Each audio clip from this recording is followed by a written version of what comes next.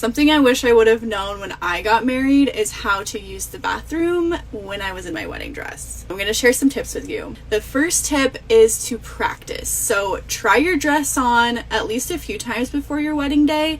Practice sitting in it, standing, dancing, and yes, using the restroom in it. Tip 2 is to consider getting a train or a skirt that detaches from your dress. That's going to be like the easiest way. Tip number 3 is to ask one of your bridesmaids or a few of your bridesmaids to help you out depending on how big your dress is. Tip 4, make sure that you have undergarments that are very easy to remove. And tip number 5 is make sure to have an emergency kit with wet wipes, stain remover, safety pins, anything that you think you'll need just in case of a malfunction. Bonus tip, you can use an IKEA bag to help you if you don't want anybody else helping you, and I will demonstrate here with lovely Jasmine Bride. This is the IKEA bag, okay? Of course, there will be straps here, but what you're gonna do is you're gonna cut a hole in the bottom and then step into the bag, okay?